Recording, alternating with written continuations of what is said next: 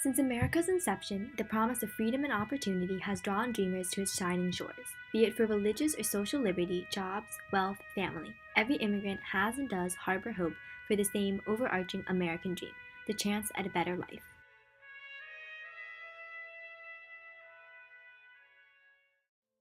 Today, the Philadelphia suburbia called the Main Line, named for the Pennsylvania Railroad track it originally developed around, spans 20 cohesive communities with 200 square miles and 160,000 people. It's a study in the timeline of immigration displaying the wide variety of ethnicities and cultures America has come to be known for. Originally the territory of Lenape Native Americans, Dutch explorers in the late 1600s were the first European immigrants to settle on the Main Line, and not long after, other groups came over. Swedes, Quakers, Irish, English, Welsh, German, Scottish-Irish, African Americans. With the creation of the Pennsylvania Railroad's main rail line in the mid-1800s, wealthy Philadelphians began moving out of the city and investing in expensive properties in the Main Line region. Slowly, it was built up from farmlands into the picturesque, thriving community it is today. Around the same time as the Main Line was developed in the 1800s, areas on the East Coast became more populated, developed, industrial, and some wondered about the possibilities in the West. In 1848, James Wilson Marshall found gold in the base of the Sierra Nevada, igniting the infamous California Gold Rush and the building of the Transcontinental Railroad. During this time, China had just finished the Opium War against England from 1839 to 1842. This war was fought due to the conflicts the two countries were having over opium, a heavy-scented addictive drug used as a painkiller. The amount being purchased throughout China was astronomical, halting social and economic growth in China, and the wars were fought to stop the illegal trade with the British. The outcome for China was far from what they intended, resulting in the loss of thousands of dollars, which would count to millions now. Taxes were continuously increasing, and the city of Hong Kong became a British territory for 156 years through the Treaty of Nanking. Because of this, many Chinese citizens suffered from poverty, starvation, lack of jobs, and prayed for better times. When the Chinese heard about the California gold rush, many jumped at the opportunity, and men were sent to America in hopes of finding wealth and gold to send back to their families. Many Chinese took back-breaking and extremely low-paying jobs, earning only $26 per month while white workers earned over $30. At first, mine owners were grateful for their services, being hardworking and accepting lower wages. But eventually, gold started to decrease and many people lost their jobs. For the Chinese immigrants who kept their jobs, racism became apparent. Many Chinese people were left and moved out to the eastern parts of America. There, they hoped to find better jobs and tolerance. Those who did stay in the West had a major impact on the modernization of America by doing the most dangerous jobs during the construction of the Transcontinental Railroad. By 1882, the racism towards Chinese immigrants that permeated American society came to a head when Congress passed the Chinese Exclusion Act, an act that forbade any more Chinese immigrants to migrate to America or to return to America if they decided to leave. The act marked the first time in history that the United States had legally banned a group of people from immigrating to America based on their nationality. Before long, the population number of Chinese immigrants began to plummet. In the year 1880, there were over 105,000 Chinese immigrants. The year 1900, there were almost 90,000, and by 1920, there were only 62,000 immigrants left.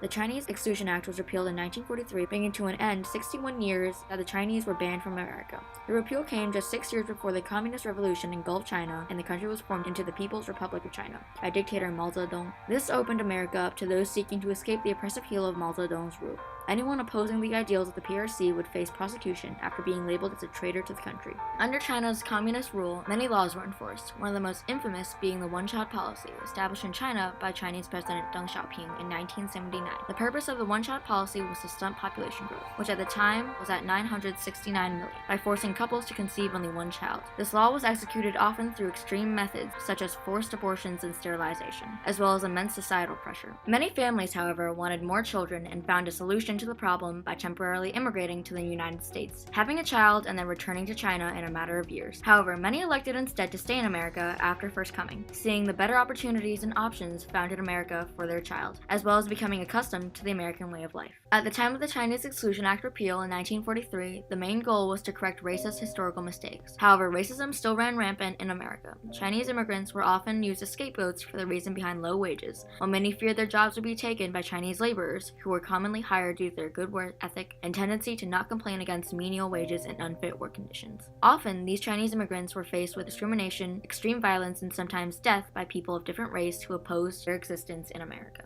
The anti-Chinese perspective in America has continued to carry on even into later, more recent years. Even today, at least 60% of Asian Americans believe that there is racism towards people such as themselves with the same ethnic backgrounds, and at least one-third of the Asian Americans proclaim to have been discriminated against at least once. The prolonged anti-Chinese sentiment in America caused many Chinese people to group together for protection and support from the prejudice and discrimination in America when they first immigrated, forming tight-knit communities called Chinatowns. There are many Chinatowns in America, with most major cities having at least one. The most prominent Chinatowns of America include the ones in San Francisco, multiple in New York, and Philadelphia, sporting a population around 33,000 to 550,000. While Chinese immigrants of America continue to face racial discrimination, the modern Chinatown's purpose is now more for being a hub of both traditional and newer Chinese culture that allows people to educate themselves on the rich Chinese history and heritage. Gradually, many Chinese immigrants adapted or Americanized, even in the Chinatowns, and left the community for better, preferably suburban neighborhoods with better job opportunities and educational institutions. Today on the main line, many Chinese immigrants moved from the Philadelphia Chinatown into the area after hearing of its exceptional reputation, acquire better jobs. When seeking an occupation on the main line, there are no restrictions on Chinese job opportunities. Requirements are neither adjusted to be more difficult to fulfill, nor are they slackened. However, with the skill sets of many newly immigrated Chinese people, jobs such as Mandarin or Cantonese interpreters, as well as tutors, suit them well. Education, however, is one of the biggest motivators when it comes to drawing people into the United States. Education on the main line is even more alluring, especially when it comes to Chinese immigrants, given the problematic Chinese education system. In China, from a very young age, students experience great pressure from their families and society at large to succeed,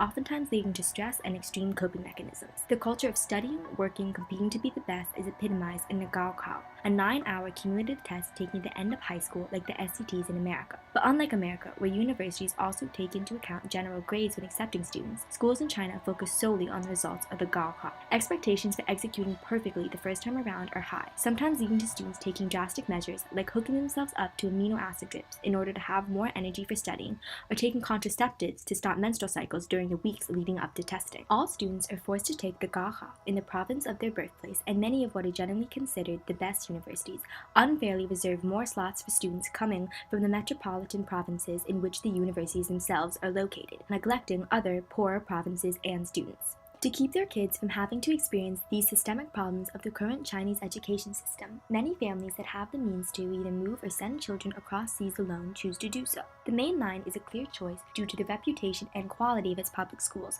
colleges, and universities. Several of the school districts on the main line, like Lower Merion and Radnor, are consistently rated within the top 5 to 1% of public school districts in the entire country.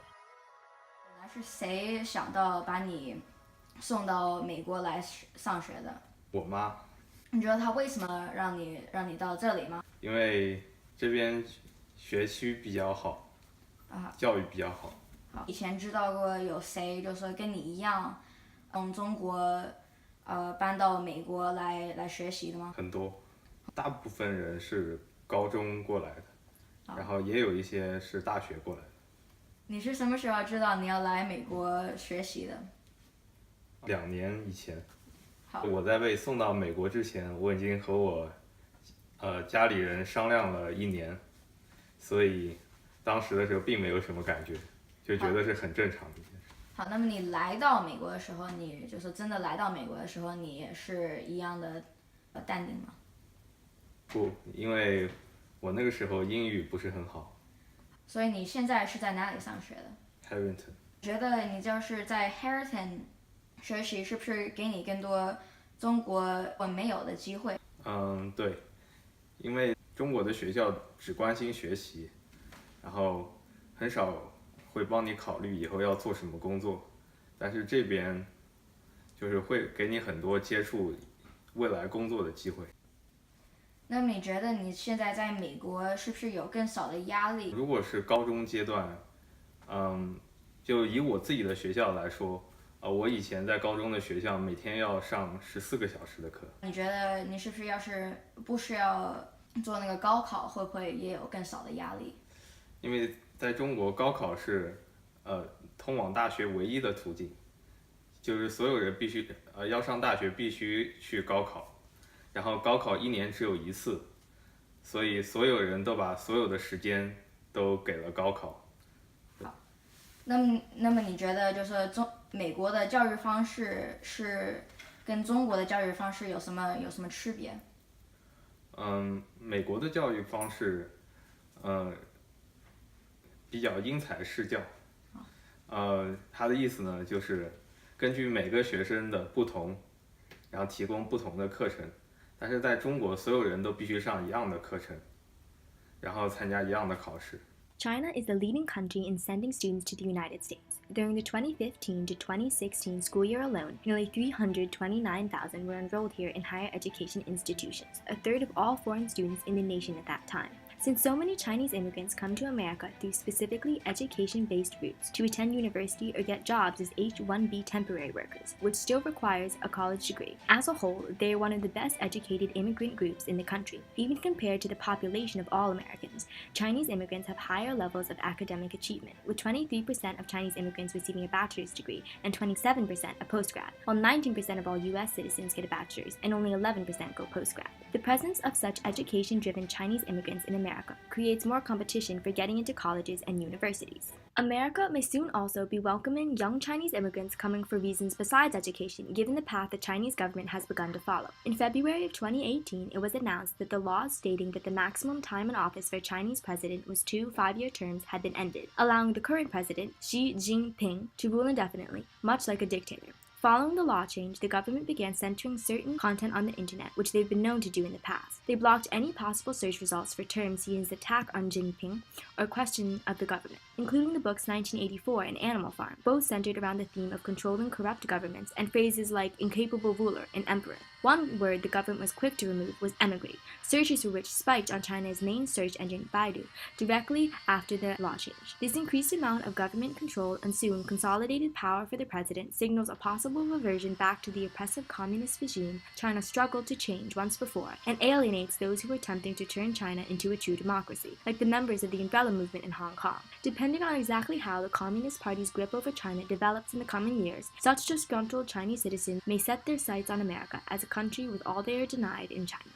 By the year 2065, America's population is predicted to rise by 117 million, first and second generation immigrants being the driving force behind the increase, going from being a fourth of the total population to a third. Within the foreign-born immigrant population, Asian immigrants will overtake Hispanic immigrants as the majority, 38% to 31%. This shift in immigrant demographics may affect the national discussion over immigration, as data collected by Pew Research found that the majority of Americans have favorable views towards Asian and European immigrants, and 56% would prefer the laws to favor those that are highly educated, even over families.